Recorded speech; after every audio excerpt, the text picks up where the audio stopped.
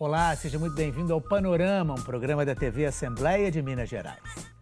Abril é o mês de conscientização sobre o autismo. Para chamar a atenção para a data, a cor azul foi a escolhida para iluminar monumentos no Brasil e no mundo. E campanhas são desenvolvidas para esclarecer e informar as pessoas sobre o TEA, o transtorno do espectro do autismo. Ainda são precários os dados sobre o número de pessoas com autismo no Brasil, mas pesquisas apontam um crescimento acelerado dos diagnósticos aqui no país.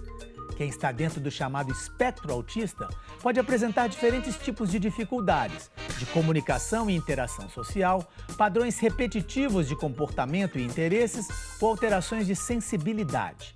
Cada pessoa pode ter uma ou várias características, mais ou menos intensas.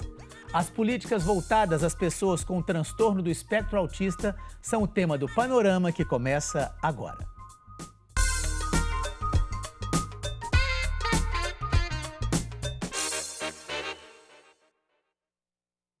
Eu recebo aqui no estúdio o defensor público Luiz Renato Braga Areias Pinheiro, que é coordenador estadual de promoção e defesa dos direitos da pessoa idosa e da pessoa com deficiência aqui da Defensoria Pública de Minas Gerais.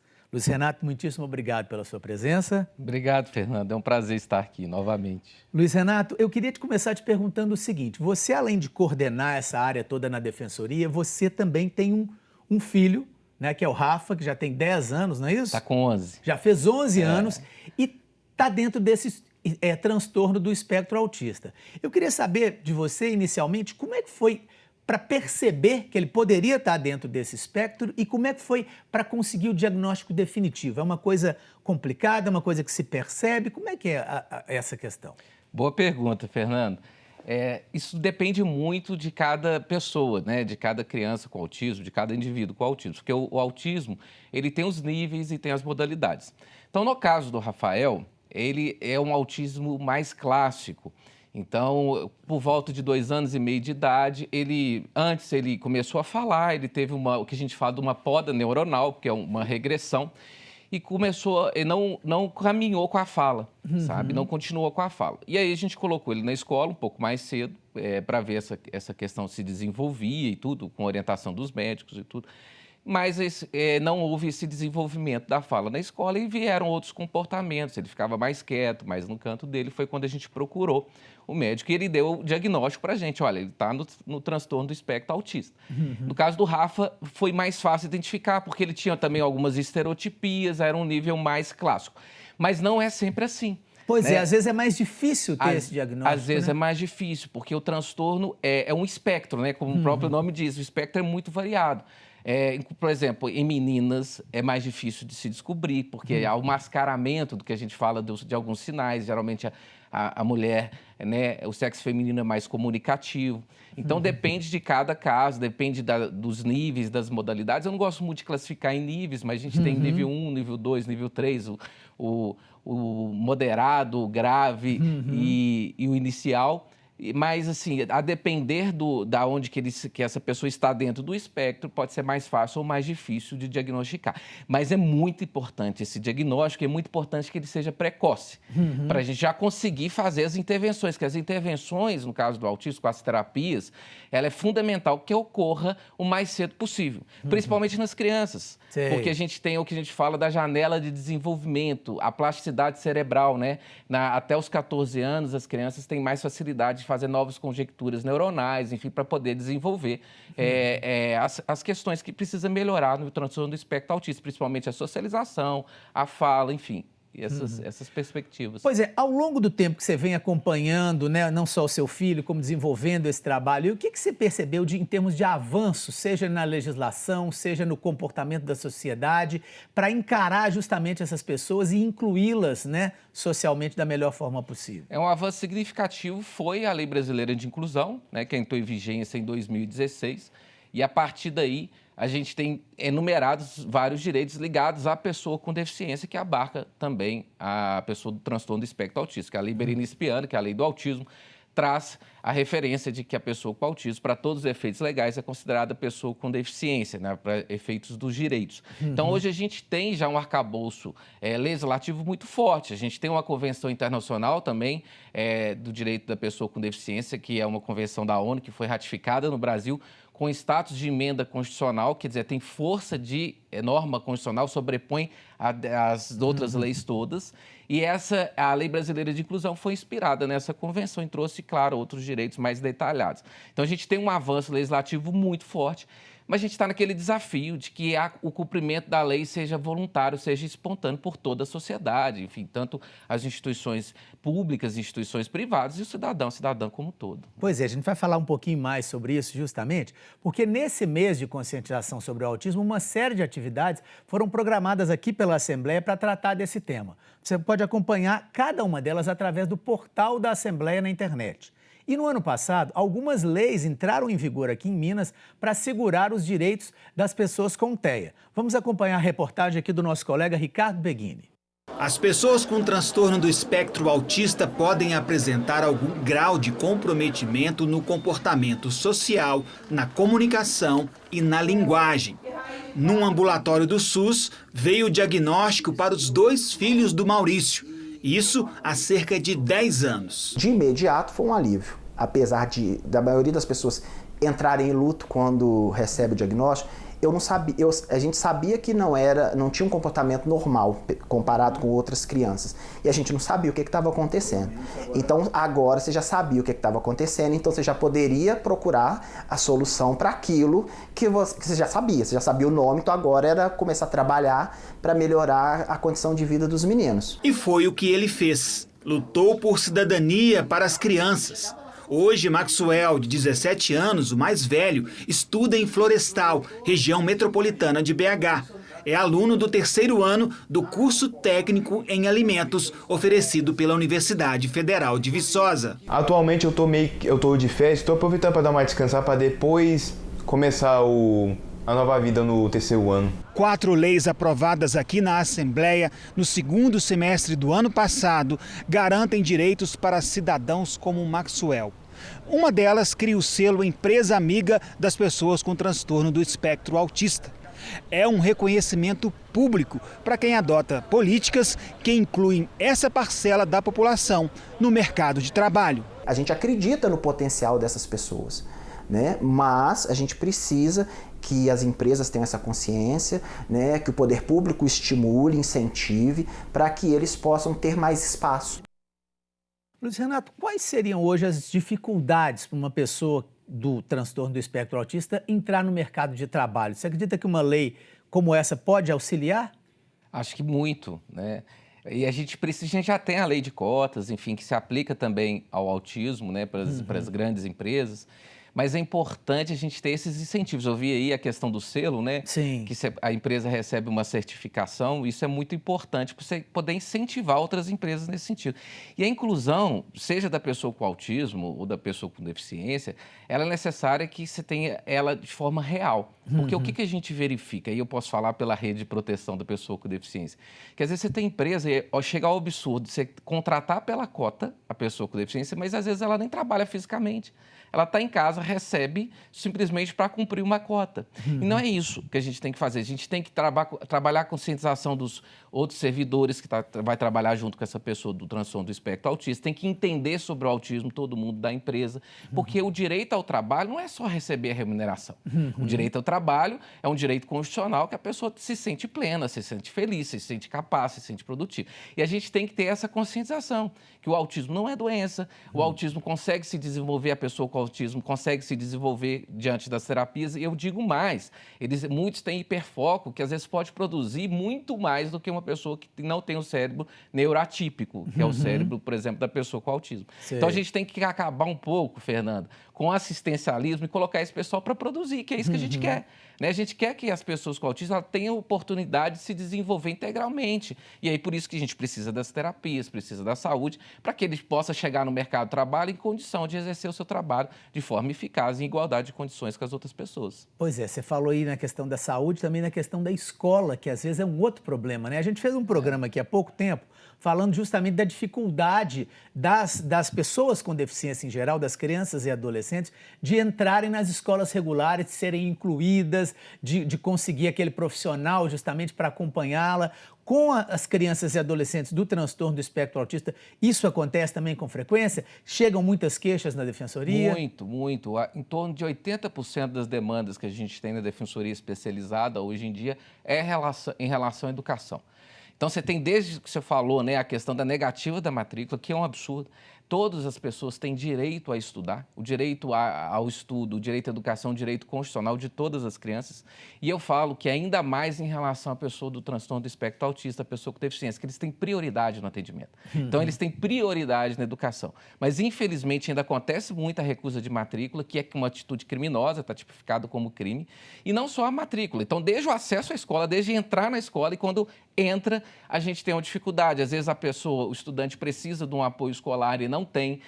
A inexistência do PEI, que a gente fala que é o Plano Educacional Individualizado, que é um documento imprescindível para o desenvolvimento daquele aluno com deficiência, daquele aluno com autismo, porque é um cérebro neurodivergente. Então, necessariamente vai precisar de certas adaptações curriculares, seja na forma de avaliar, nesses apoios. Então, você tem que ter esse plano especificado, e é bom dizer que esse é um direito subjetivo do aluno com deficiência, do aluno com autismo. Esse PEI é um direito subjetivo. Então, ele deve ter no seu corpo escolar, e em muitos lugares, infelizmente, não tem. A capacitação dos professores, a capacitação de todo o corpo escolar, desde a portaria até a questão do lanche. No transtorno do espectro autista, tem a questão da rigidez alimentar também, que é uma dificuldade que eles têm. Seja por texturas, ou seja por cores, ou seja por sabores. Então, desde a merenda que é oferecida tem que ter esse olhar cuidadoso. Então, não é só dentro de sala de aula. Dentro de sala de aula é importantíssimo para o desenvolvimento pedagógico, mas em todo momento, no recreio, há dificuldade com relação ao bullying, então tem que ser observado se realmente essa criança está com bem-estar. Então, enfim, a gente precisa de uma atuação mais prática dentro da sala de aula, mas com capacitação, com conhecimento técnico, que é o que a gente busca que cada escola tenha. Perfeito. Bom, quem tem o transtorno do espectro autista precisa de um acompanhamento de diversos profissionais, entre médicos, psicólogos, terapeutas, entre outros. E será que o sistema público de saúde é capaz de atender bem a esses casos? Quem nos responde é o médico Walter Camargo Júnior, que é psiquiatra da infância e da adolescência. Vamos ver. O sistema de saúde brasileiro, ele está municipalizado. Então, os serviços que tinham do Estado acabaram para essa finalidade. Existe um serviço lá no Hospital das Clínicas que é para atender crianças com autismo e que, obviamente, já não tem vaga. A nível municipal, o município tem dado prioridade a urgências. Então, a questão assistencial, de diagnóstico, acompanhamento, ele tem sido muito criticado pelas famílias, que não consegue consulta. Como fazer, Luiz Renato? Quer dizer, a pessoa que consegue, tem possibilidade de ter um acompanhamento, né, de psicólogos, de terapeutas e tudo, ela consegue esse desenvolvimento. Mas e aqueles que não têm, que moram nas pequenas cidades, que não têm condição, que eventualmente não têm nem conhecimento para poder fazer isso? O Estado tem capacidade, ou tem pelo menos a intenção de buscar atender essas pessoas? É muito complexo isso. O que o Dr. Walter falou é uma realidade que chega muito para a gente dentro da Defensoria. Ele falou a dificuldade de consulta médica. A gente foi falado aqui a necessidade desse desenvolvimento com outros terapeutas. Então, imagina nesse corpo do SUS, que a gente tem a dificuldade, às vezes, da consulta médica, que às vezes é difícil você conseguir o diagnóstico porque você não acha vaga, não tem tempo médico suficiente para dar sequer o diagnóstico. Ainda mais a questão terapêutica, que é necessário de fonoaudiólogo, de terapeuta ocupacional, de psicólogos. Então, assim, chega muito na Defensoria esse déficit com relação ao atendimento do SUS, e ele ultrapassa só a questão da saúde. Chega muito a questões, por exemplo, da escola. A próprio corpo escolar solicitando que essa família procure um especialista, procure a terapia exatamente para ajudar no desenvolvimento global, que inclusive vai atuar dentro da escola, essa família não consegue, porque ela não tem esse serviço do SUS. E não só o SUS, eu vou além. Até os planos de saúde. Hoje a gente tem uma dificuldade gigantesca com os planos de saúde, porque não são todas as terapias, mesmo que prescritas pelos médicos cooperados ou pelos médicos do plano, que são atendidas. Ou, às vezes, quando é atendido por tempo menor do que o necessário. Né? Então, assim, ainda na saúde é um buraco gigantesco que a gente tem que construir muito. Tanto eu falo muito desse intercâmbio com a escola, com a saúde, educação e saúde, porque geralmente há exemplo do Rafael, quando eu tive o diagnóstico muito pela percepção da escola, na população, principalmente a população mais carente que a gente tem, ele vai ter o primeiro indício ali na escola. Então, você teria que ter um link mais direto entre a Secretaria Municipal de Saúde ou a Secretaria Estadual de Saúde com a Secretaria de Educação, seja municipal, seja estadual. E não tem esse link, sabe? E aí vai para o SUS. E lembrando que a gente tem a prioridade no atendimento. Então, a pessoa com deficiência, o aluno com deficiência, ele tem prioridade no atendimento, inclusive no atendimento de saúde, mas não é o que ocorre na prática. Né? A gente tem que avançar muito. Eu acho que realmente é uma perda com a falta de assistência do Estado, do governo do Estado de Minas Gerais, nesse sentido, né, da saúde, como o doutor Walter falou. Né? A gente tem que ter uma cooperação entre os entes. A responsabilidade da saúde ela é solidária, Fernando, tanto do município quanto do Estado. Então, a gente tem que construir mais pontes para a gente não ter o retrocesso, né? E a gente não ter esse acesso de direitos negados, que o doutor Walter falou, que antes existia esse trabalho, esse serviço, e hoje não se tem mais. Mas é muito complexa essa situação. Pois é. Bom, o Dr. Walter também falou sobre os diferentes níveis do autismo, que o Luiz Renato comentou aqui, e também como ele considera, o que ele considera como prioridade na área de saúde no atendimento às pessoas com transtorno do espectro autista. Vamos ver mais uma fala do Dr. Walter.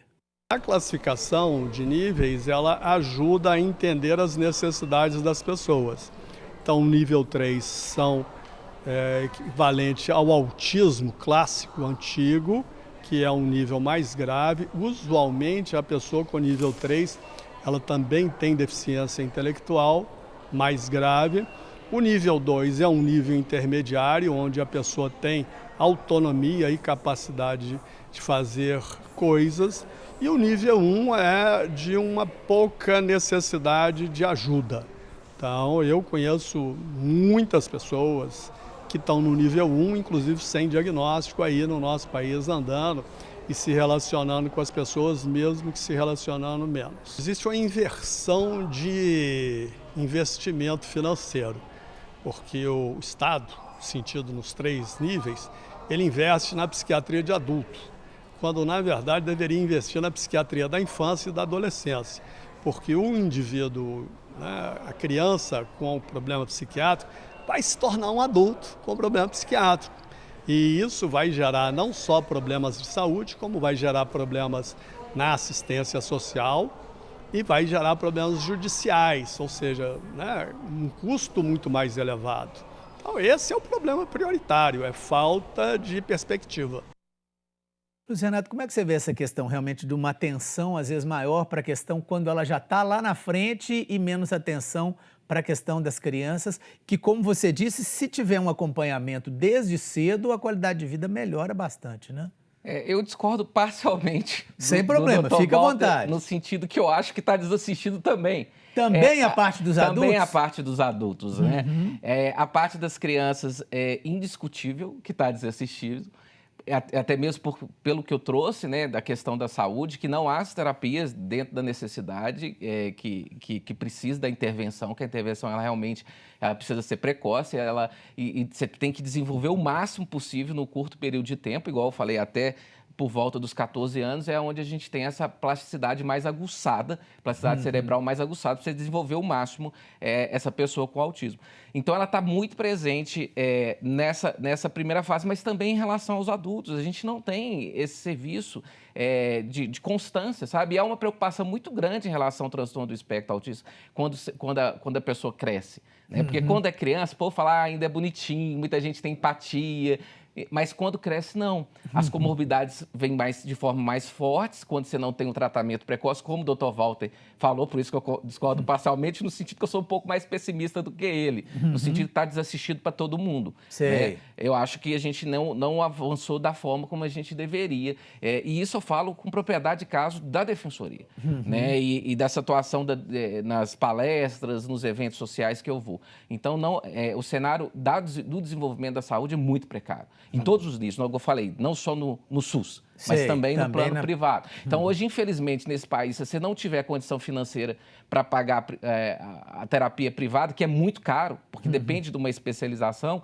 é muito caro, você tem um desenvolvimento muito aquém do necessário, no caso do transtorno do espectro autista. Perfeito. A gente está caminhando um pouquinho para o final, mas eu queria mostrar ainda algumas outras leis que foram aprovadas aqui na Assembleia que beneficiam quem tem o transtorno do espectro autista. Vamos ver. Outra lei aprovada na Assembleia inclui perguntas específicas sobre o transtorno do espectro do autismo no Censo Estadual da Pessoa com Deficiência. As deputadas e os deputados também criaram a lei alterando a validade do laudo médico pericial que atesta a condição de autista. O documento, que garante benefícios, precisa ser atualizado anualmente, o que gerava muitos transtornos. Agora passa a valer por prazo indeterminado. O trabalho dos deputados garantiu ainda a maior abrangência da Carteira de Identificação da Pessoa com Transtorno do Espectro Autista, a CIPTEA. A nova lei estadual determina que a carteira emitida pelo Estado ou por municípios mineiros passe a valer em todo o território nacional. Ela proporciona um pronto atendimento e a prioridade do atendimento em órgãos públicos e privados para as pessoas com transtorno do espectro autista. Por exemplo, se ele está num hospital, ele tem essa prioridade através da carteira de transtorno do espectro autista. Por quê? O autismo é uma deficiência não visível, então essa carteira trouxe maior possibilidade para ele alcançar aquele direito dele. Luiz Renato, a gente vê aí passos, né, que são dados no avanço para garantir justamente os direitos das pessoas com autismo. O que falta? Quais seriam os próximos passos, na sua opinião? O que se deve focar agora para que daqui a 1, 2, 3 anos a gente possa voltar aqui conversar sobre o assunto e termos ainda mais avanços? Eu acredito que falta muita conscientização. Conscientização. Exato. A população, a gente tem mais eventos falando sobre o autismo, falando sobre essas necessidades, que eu falo que esses direitos, que todos que foram falados aqui, são direitos imprescindíveis para o desenvolvimento deles. É o princípio da igualdade, né? Então, foi falado aqui a questão da CIPTEA, da prioridade no atendimento. Por que a pessoa com autismo precisa da prioridade com o atendimento? Vou trazer um exemplo do Rafael, né? O Rafael tem uma dificuldade sensorial, de lugar muito cheio, muito barulho, muita luz. Se eu for num hospital pediátrico, por exemplo, numa clínica pediátrica ou num hospital infantil, e tiver muita gente para ser atendida, ele não consegue esperar, porque necessariamente são crianças que choram. Então, ele precisa da prioridade para ele ter o direito dele à saúde, igual todas as outras crianças têm, entendeu? Então, as pessoas têm que entender que esses direitos que são colocados não são favores, não é benesse, é necessidade para que eles tenham o mesmo direito das demais pessoas. Então, essa é a prioridade, né? Eu acredito que a gente precisa de mais campanhas de conscientização. Nós estivemos, né, na Praça 7 em Belo Horizonte, no dia 2, nessa alusão ao Dia Internacional da Conscientização do Autismo, conscientizando a população. Acho que as pessoas, os cidadãos, as instituições públicas, as instituições privadas, elas precisam ter essa consciência do que são esses direitos e por que eles devem cumprir essa lei, né? Porque não basta no nosso país só ter a lei escrita, né? A gente precisa que as pessoas entendam. E a judicialização nunca é um caminho melhor. Ele tem que ser o último caso para você entrar com o processo judicial, que as pessoas precisam cumprir voluntariamente, elas entenderem por que essa necessidade. Acredito que se fizer um trabalho mais aprofundado nisso, com os hospitais, com as escolas, com as empresas, eu acredito que através da empatia, esses direitos eles vão ser cumpridos na sua essência, sem nem a necessidade de tanta positivação, né? Porque as pessoas vão entender a necessidade do outro. Luiz Renato, muitíssimo obrigado pela sua entrevista. Obrigado, Fernando. Agradeço mais uma vez. Bom, e o Panorama de hoje termina aqui. E a gente encerra o nosso programa com imagens da Assembleia de Minas aqui, toda iluminada de azul, justamente por causa do mês de conscientização sobre o autismo. Você pode ouvir trechos dessa entrevista em nosso podcast, no portal da Assembleia ou em seu tocador de áudio preferido. Muitíssimo obrigado pela sua audiência e até o nosso próximo programa.